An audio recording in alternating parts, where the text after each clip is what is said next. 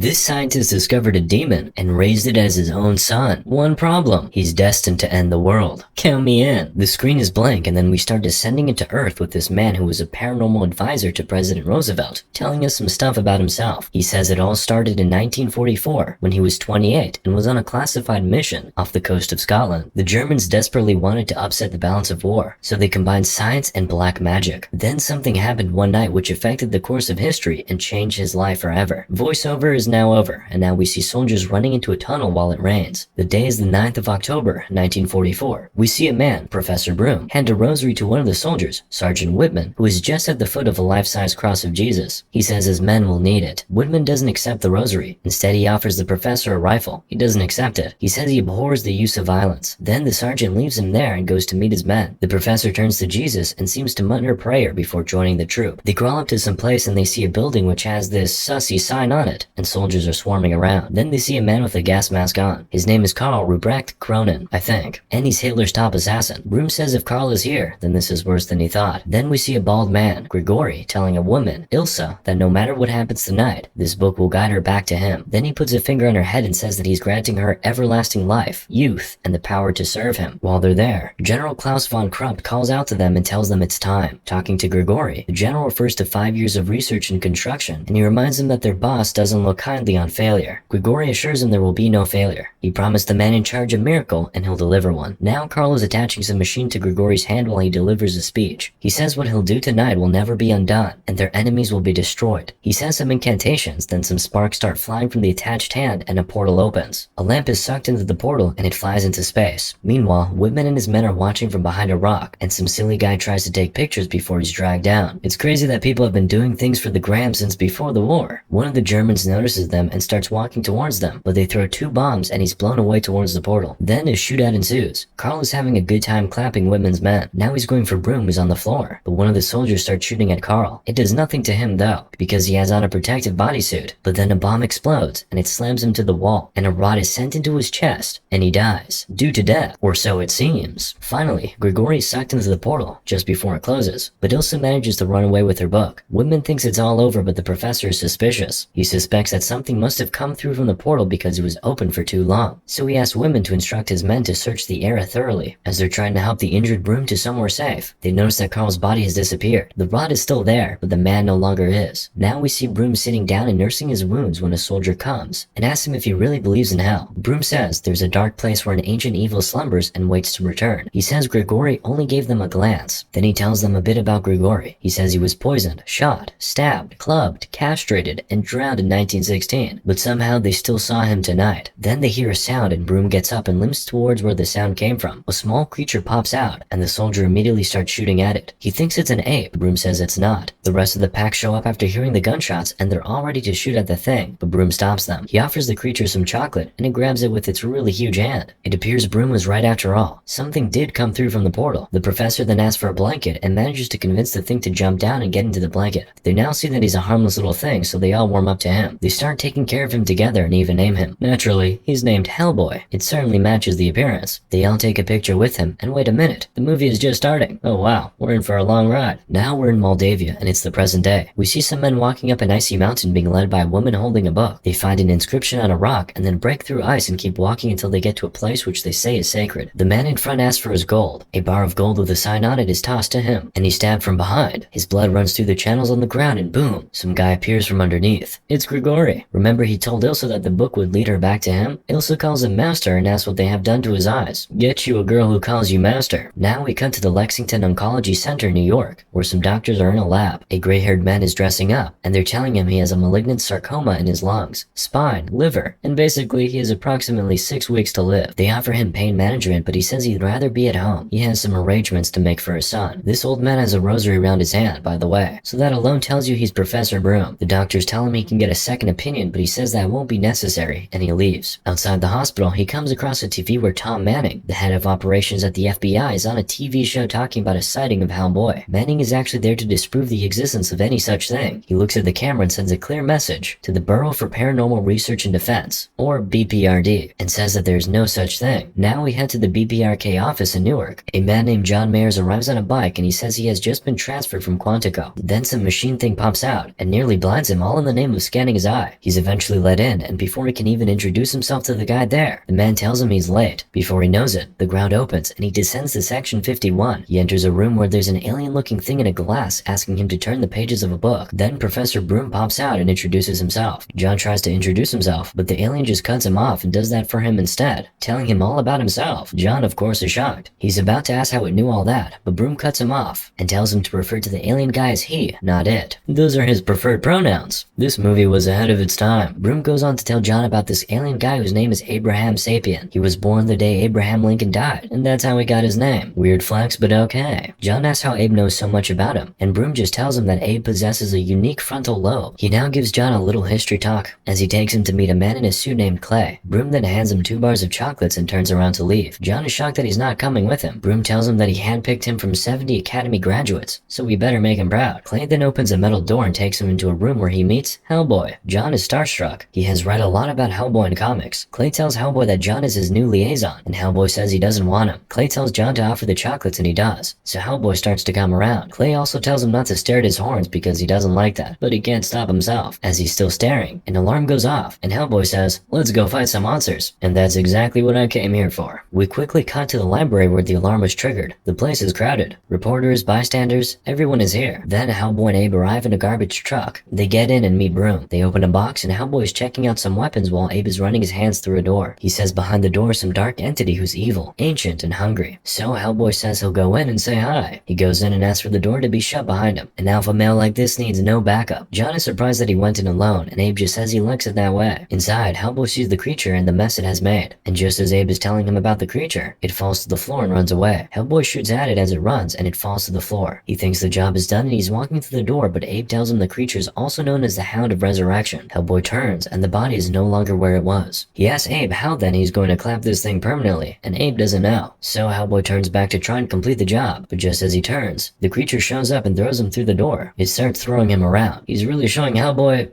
hell. This creature then throws him through some glasses and all the way downstairs where he sees Grigori, who tells him he alone knows his true calling and true name. But Hellboy isn't interested. He picks up his pistol to shoot, but as he lifts his head, he doesn't see Grigori anymore. He now turns around to the creature, which grabs his hand with one of its limbs, but John shows up in time to help him. He shoots the creature multiple times, and it's writhing around on the floor now, but Hellboy isn't grateful for the help. He says, "What do you think you're doing? Nobody helps me. Big man, you might have to be a little humble here. That thing almost clapped you, and not in the fun way." Anyway, they go and hide behind a wall, and John helps Hellboy load his gun, but the creature pops out yet again. He shoots the creature and it starts running away. Hellboy chases him, and John is coming from behind trying to stop Hellboy, because they're headed towards civilians. But Big Red doesn't stop. He's determined to stop this creature. John, by the way, nearly gets hit by a car as he's trying to catch up, but Hellboy stops the car, saying, "Red means stop." I like that one. He continues his chase of the creature and follows it into a rail track. The thing enters the train where there are civilians and Hellboy follows, but he's barely hanging on while the creature has passed through the train and made it out on the other side. He's thrown off the train by a warden and he's left on the tracks. Guess you can say he was stopped in his tracks.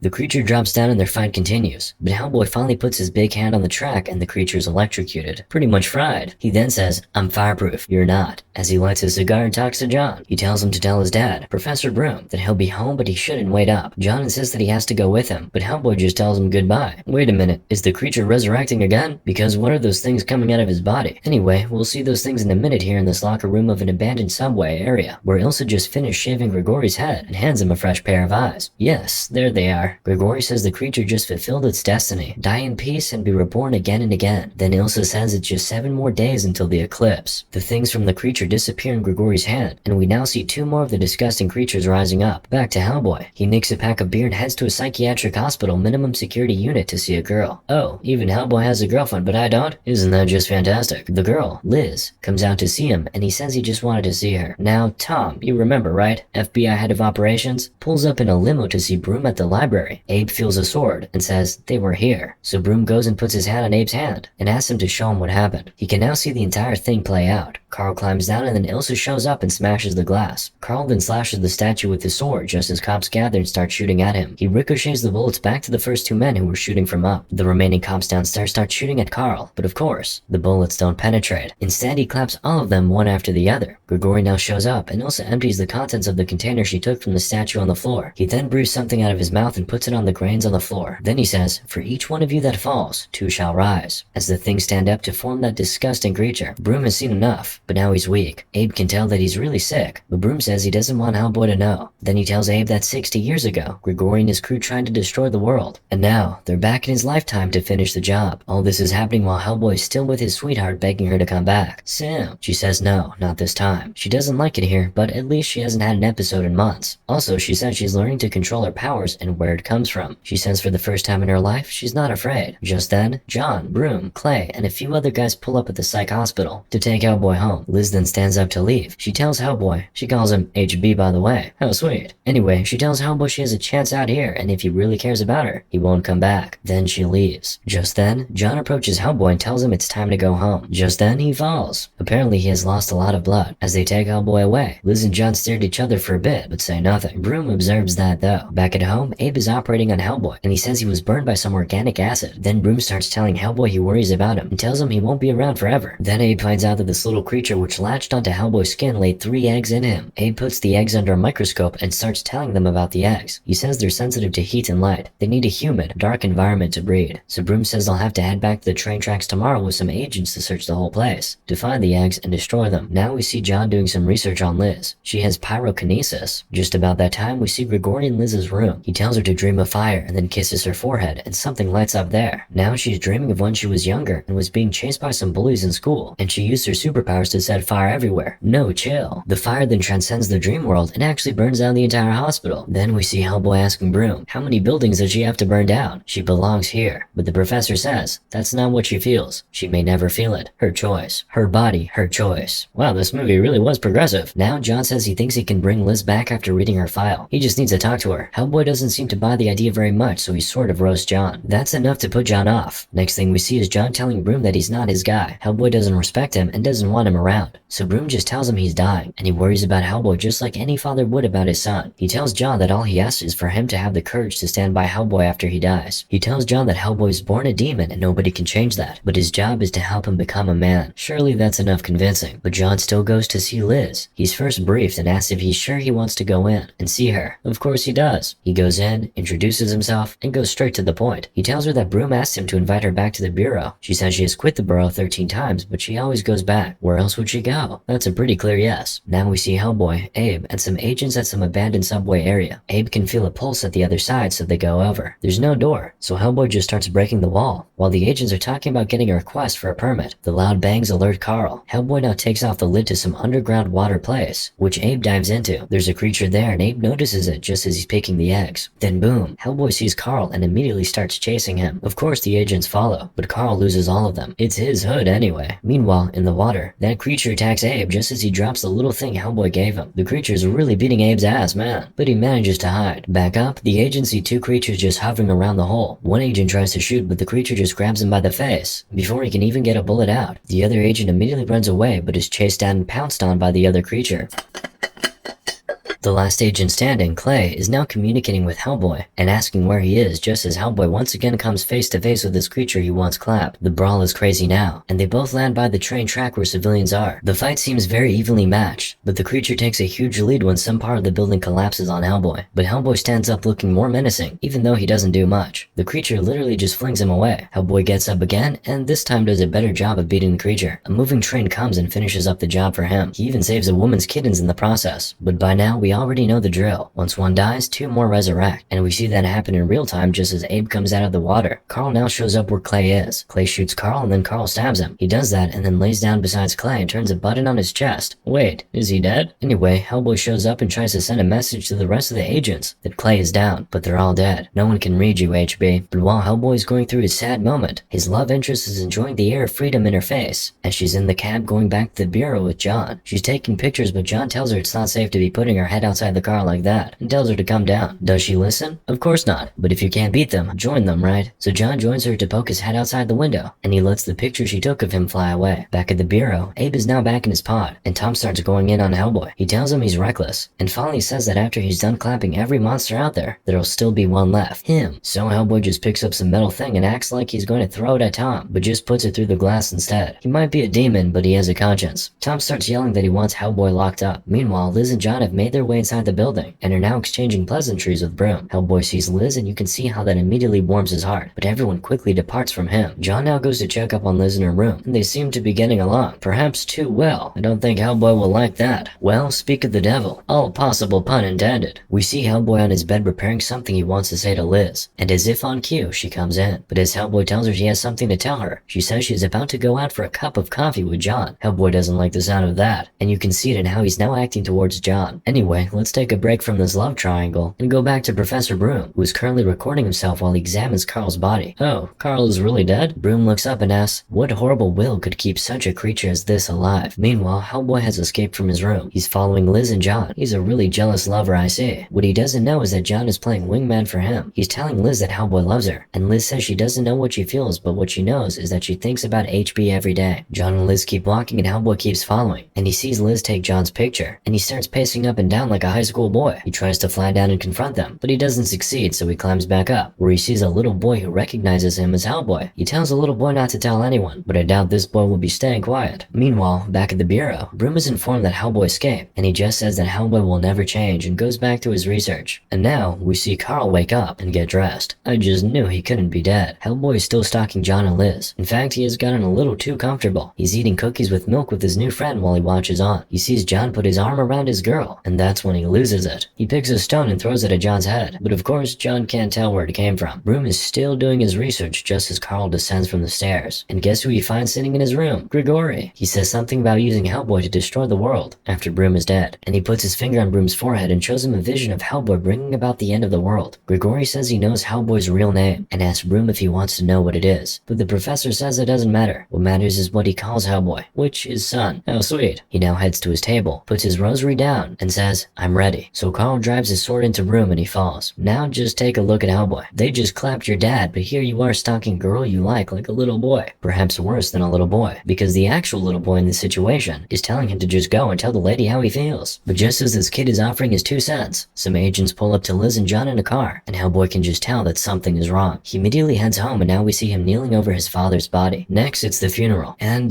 this is just by the way, but Hollywood, where is it written that it must always rain during funerals? Anyway, we see Hellboy standing away from everybody else clutching Broom's rosary. Then back at the bureau, Liz is asking Abe if she should stay with Hellboy because he hasn't eaten, slept, or talked to anyone in 3 days. Abe tells her to go take care of him. Now we cut to a military base in Moscow. Grigori, Ilsa, and a general arrive in a limo. The soldiers open a vault to reveal some rock. Remember that thing Ilsa saw at the icy mountain? Yes, that's it. Grigori says he wanted it for ages, so Ilsa offers the general a box of gold bars for it. John and a few other agents are now being briefed by Tom about an operation. They'll be headed to Moscow soon. He sees Liz walk by and immediately goes out, but he doesn't stop her. She goes to meet Hellboy, and she tells him she'll come to Moscow if he's still going. He says he is. He then tells her he has something to say. He says he knows that what he is makes her feel like she's a little out of place, unlike John, who makes her feel like she belongs. He says he wishes he could do something about his appearance. Same, but he promises her he'll never give up on her, ever. She loves that. Now we see Hellboy and the rest of the gang arriving at Moscow for the big show. It's snowing like hell, and they're walking through a cemetery. They're now confused on where to go, so Hellboy finds a dead boy, dangles some jewelry over its face, and it comes to life, and gives him the direction he needs. He even carries the dead, more like undead, guy along with him. They walk into a room and Hellboy says they'll be alright as long as they don't separate. And as if on cue, some gates just spring up from the ground and separate them into 2 groups. They're communicating, but they have to go different ways. Hellboy is with Tom and an agent, and Tom is trying to stamp his authority. They hear some sounds and Hellboy says something is coming for them, and they have to confront it, but Tom insists they go back. But just as he's yelling, the agent and Hellboy's new undead friend are thrown down the abyss. Hellboy grabs Tom and slides him through a gate that's just about to close. Then he runs and makes it through the gate himself, just before the gate closes, and the ground he just ran on completely collapses. They hear music, so Hellboy traces it and it leads them to Carl. Carl shows up and starts swinging his swords. He first losses Tom, so Hellboy steps in to defend him. The fight at first seems evenly matched until Carl gets Hellboy on the face. So Hellboy switches up and starts landing several punches on Carl. He says, "You clapped my father. Your ass is mine." That's a little sussy. Then he pushes him. Carl crashes against the glass, but he soon starts laughing. Before Hellboy could finish asking him why he's laughing, the ground under him had opened up, and all sorts of sharp swords and knives had sprung up. It nearly swallows them, but Hellboy manages to hold onto a rope, and Tom manages to climb out. Carl is ready to slash the rope, but Tom starts throwing stuff at him to get him to stop, and that proves to be enough, cause with Carl distracted for a second, Hellboy is able to wrap the rope around his neck and pull him down the knives and swords. He then throws a heavy metal on him for good effect. After a job well done, he tries to light a cigar with a lighter, but Tom tells him, never light a cigar that way. You use a wooden match. It preserves the flavor. Okay. Hellboy now goes to look for Liz and John, and he can hear them below him talking about him, so he puts his ear to the ground to hear more. But Liz and John and the agent make their way into a den of these creatures, and Liz immediately calls Hellboy for help. He's breaking the ground to get through to them, while the agent is taking his sweet time to set up his weapon. But these creatures don't have that patience, so they immediately jump him. Hellboy shows up and starts fighting. He's clapping many of these creatures, but he can't really win because as one goes down, two new ones spring up right there. Liz decides to intervene. She tells John to hit her. He first hesitates, but he eventually does. And boom, flames in her hands. He tells John to run. He immediately does. The flames are all around her now, and she sends it towards the creature. It fries them all, including the eggs. But remember, Hellboy is fireproof, so he's good. And that's why they make a good couple. Now we see John wake up right in front of Ilsa and Grigori. They put him and Hellboy in chains. Grigori and Ilsa are telling Hellboy that he is the key, and his hand is the hand of doom. They tell him to open the locks, but John tells him not to. He gets one to the face for his troubles. They're telling him to open the door or they take Liz's soul. Grigori tells him her soul awaits on the other side. If you want her back, open the door and claim her. Hellboy is trying to break out of his locks, but Grigori tells him that his true name is around the locks and he cannot break them no matter how strong he is. Then Ilsa says the eclipse has begun. Grigori grabs Broom's rosary from Hellboy, throws it to the ground, tells him to repeat a name which is his real name, and Hellboy does. He says he's doing it for Liz. Then the locks fall and his horns grow bigger. He walks towards the rock, inserts his hand into it, and it shoots some fire-like thing to the moon. Up there in the sky, some insane creatures are forming. While that is happening, John slips out of his lock and grabs hold of the rosary. He holds it up and shouts to Hellboy, "Remember who you are," just as Grigori tells him to open the final lock. Hellboy hesitates and turns back on hearing that. Then John tosses him the rosary. He grabs it but can't hold onto it. The cross burned deep into his flesh. John puts Ilsa on the ground and steps up to Hellboy and tells him, "You have a choice. Your father gave you that." Grigori yells, "No you don't. Open it." What does Hellboy do? He breaks the horns on his head, and the creatures in the sky quickly disappear, and the moon returns to its normal color. Grigori asks, "What have you done?" Hellboy says, "I chose," as he stabs him with his horn. Another my body, my choice moment. While Grigori is writhing in pain, he tells Hellboy that he'll never fulfill his destiny, and will never understand the power inside him. Hellboy goes to carry Liz's body, and says he'll just have to find a way to live with it. As he's walking away, he steps on Grigori's eye, and Grigori says, "Child, look what you've done. You've killed me, an insignificant man, but you have brought forth a god." Then some octopus-looking creature emerges from him, and grows insanely bigger before their eyes. Ilsa goes to Chris Grigori, and the creature claps them both. Hellboy takes Liz to some place and tells John to look over her. John tosses him the grenade belt, and asks him if he'll be okay alone. Hellboy says, "How big can it be?" And just as if on cue, this Leviathan grabs Hellboy and tosses him around. Hellboy's like a little kid in this monster's presence, but trust Hellboy, he's holding his own pretty well. I mean, he's still being tossed around, but he manages to grab the grenade belt and pull the cord, just as John asks him to right before the monster swallows him. So while he's in the monster's belly, it explodes and he's thrown out. Job well done. He goes back to John, and he tells her Liz has no pulse and is no longer breathing. He leans towards her, whispers some words to her, and she wakes up. They embrace and sparks start flying. No, I mean actual sparks, like literal flames. John watches on and basically says what makes a man is the choice he makes. Not how he starts things, but how he decides to end them. You know what? I think that's the moral of the story.